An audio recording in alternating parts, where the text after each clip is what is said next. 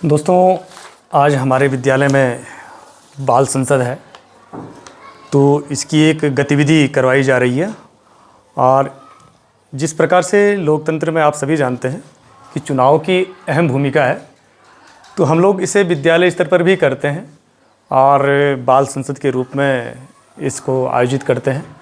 और इसमें हम क्या करते हैं कि जिस प्रकार से जो हमारे आम चुनाव होते हैं और सामान्य चुनाव होते हैं, उसमें एक अधिसूचना जारी होती है और उसी के अनुरूप चुनाव प्रक्रिया को निपटाया जाता है।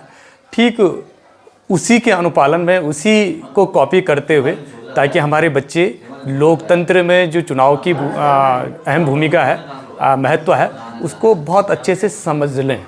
तो हम लोगों ने भी एक अधिसूचना जारी की है 3-4 दिनों पहले, और उसका एक शेड्यूल बनाया है कि कब नॉमिनेशन होना है, कब नाम वापसी होनी है, कब आपको सिंबल्स दिए जाएंगे। तो उसी के अनुक्रम में आज हमारे यहाँ छात्र छात्राओं के द्वारा जो उम्मीदवार हैं, उनके द्वारा उद्बोधन किया जाना है, उनके द्वारा एक स्पीच दी जानी है कि हम लोग क्या कर सकते हैं भविष्य में।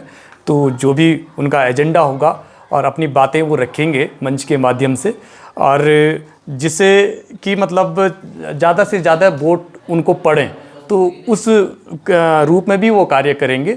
और हमारी निगरानी वहाँ पर रहेगी कि बच्चा कोई भी ऐसे शब्दों का प्रयोग ना करे जो कहीं ना कहीं जो हमारी विद्यालयी आचार संहिता होती है उसका उल्लंघन करती हो।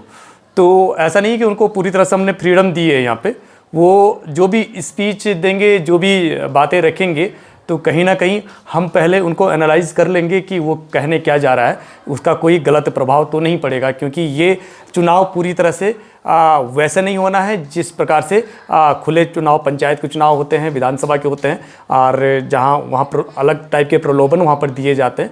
यहाँ पर प्रलोभन हम सिर्फ दूसरे वे में दे सकते हैं कि अगर बच्चे के माइंड में कोई थीम है कि वो विद्यालय के लिए ये कर सकता है, इस तरीके से कर सकता है, तो उनको हम सुनेंगे और हम उसको आत्मसात करने की कोशिश भी करेंगे। कि क्योंकि बच्चे के पास बहुत सारे आइडियाज़ होते हैं। वो सोचता है अगर मैं वहाँ पर होता, मैं टीचर होता, मैं प्रिंसिपल होता, मैं मंत्री होता या मैं प्रधानमंत्री होता, तो मैं ऐसे एजुकेशन सिस्टम को सुधारता।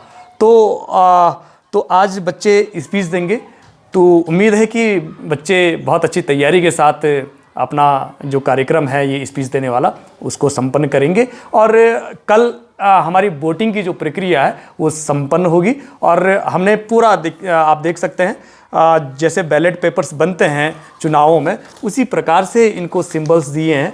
और ये रैंडमाइजेशन के फलस्वरूप इनको ये सिंबल्स दिए गए थे।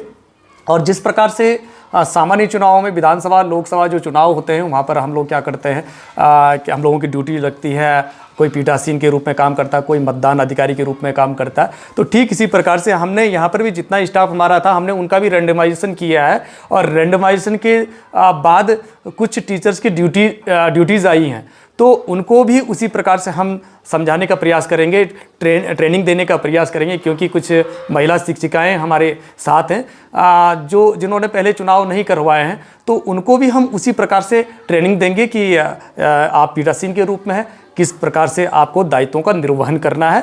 और हमने कोशिश ये की है कि बच्चा इस गतिविधि से ज़्यादा चीज़ों को समझे और सीखे।